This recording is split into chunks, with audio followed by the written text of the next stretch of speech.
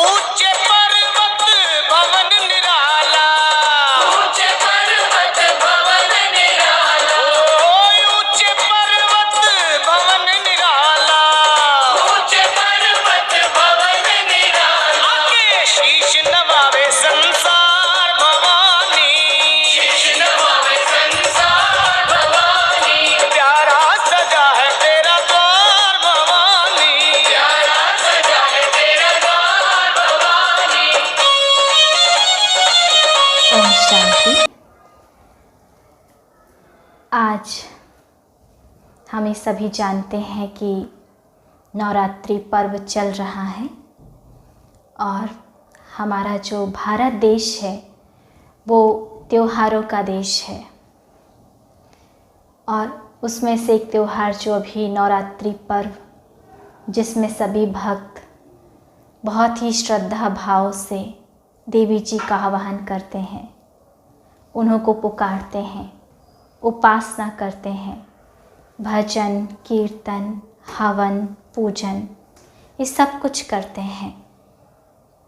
और पूरे देश में जैसे कि एक सात्विकता की लहर फैल जाती है, क्योंकि इन दिनों विशेष सभी सात्विक भोजन लेते हैं, जहाँ तक हो सके सात्विकता से चलते हैं। इसलिए चारों ओर सात्विकता के वाइब्रेशन का अनुभव होता है। और देखा जाता है कि पूरे भारत में विभिन्न प्रांतों में भिन्न भिन्न रीति से इस पर्व को मनाया जाता है। तो एक बार फिर से इस नवरात्रि की सभी भक्तजनों को, प्रभु प्रिय आत्माओं को बहुत बहुत बधाइयाँ। आज हम विशेष इस त्यौहार के रहस्य के बारे में समझेंगे, क्योंकि हर त्यौहार का कोई ना कोई रहस्य होता है। इसी प्रकार ये जो नवरात्रि पर्व है, इसका भी गहरा रहस्य है, कुछ गहराई है इस त्यौहार में। इसलिए तो सभी भक्त लोग इतने धूमधाम से इसको मनाते हैं। तो इसमें देखा जाता है कि विशेष देवियों का आह्वान, जैसे दुर्गा माँ, जगदम्बा माँ, माँ लक्ष्मी, महाकाली, उमा देवी, गौरी माता, माँ सरस्वती, इन देवियों का विशेष आह्वान और स्तुति की जाती है। और इनकी सवारी भी हम देखते हैं, कोई ना कोई पशु या पक्षी पर दिखाई जाती है, और साथ में इनके हाथों में अस्त्र शस्त्र दिखाई देते हैं। अब यहाँ थोड़ा सोचने का विषय है, जैसे कि हम जगत माँ, भवानी माँ, दुर्गा माँ जिसे कहते हैं, उन्हों की सवारी हम सिर पर दिखाते हैं और उनके हाथों में अस्त्र शस्त्र दिखाए हैं। और उनका गायन भी कुछ इसी प्रकार से होता है, असुर सहारनी, सिंह पर सवारनी। अभी प्रश्न ये है कि जो हमारी देवियां हैं, माँ जिसे हम कहते हैं, उनको हिंसा करते हुए दिखाया है, जिनसे हम शांति की कामना रखते हैं, जिनसे हम शक्ति मांगते हैं। क्या वो देवियां हिंसा करती होंगी क्या? एक तरफ तो हम उन्हें माँ कहते हैं और दूसरी तरफ उन्हें हम हिंसा करते हुए दिखाते हैं। तो माँ और हिंसा, ये दो शब्द आपस में मेल नहीं खा रहे हैं। ये थोड़ा सोचने का विषय है कि वो हमारी माँ है और एक तरफ हिंसा।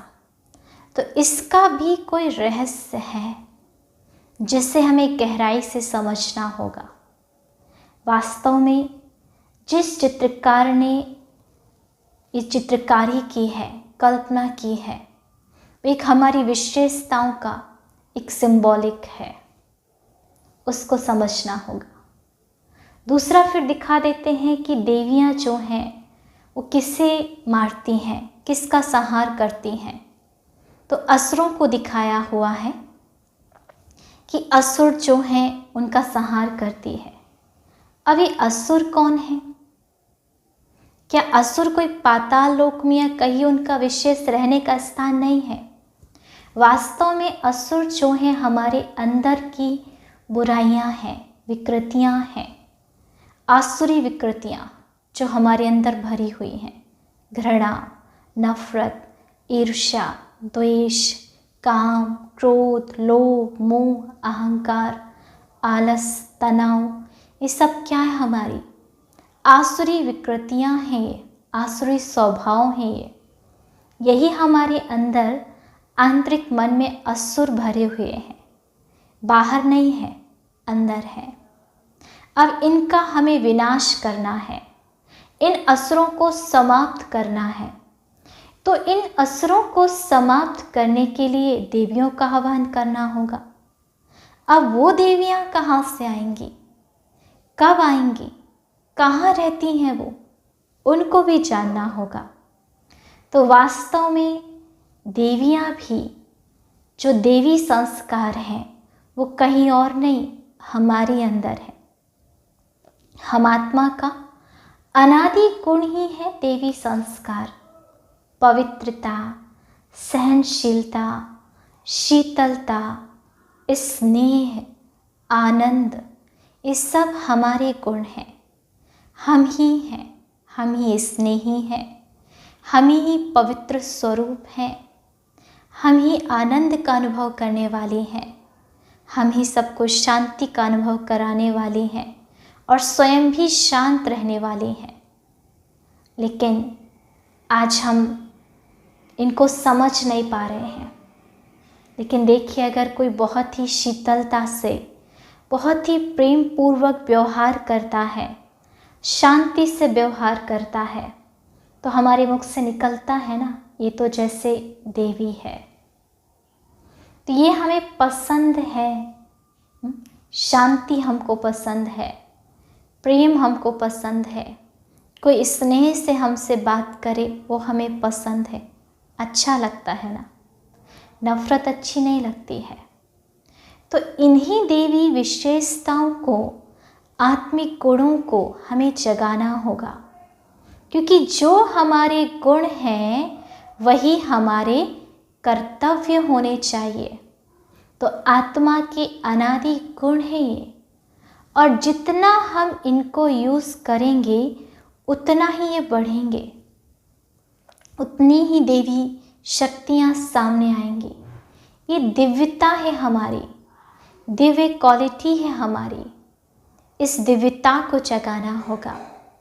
और जब ये देवी संस्कार जाग जाते हैं तो हमारे अंदर जो बड़े बड़े असुर हैं, बुराइयां हैं, वो धीरे धीरे समाप्त हो जाती हैं और देवी विशेषताओं से हम अपनी आसुरी स्वभाव पर विजय प्राप्त कर लेते हैं। जैसे कि एक, मान लीजिए, अंधकार है एक कमरे में, तो स्वाभाविक है कि हम उस अंधकार को कैसे समाप्त करेंगे। बस एक छोटा सा दीपक जला लेंगे और उस दीपक को जब हम जलाएंगे तो ऑटोमेटिक उसके प्रकाश से पूरा अंधकार समाप्त हो जाएगा।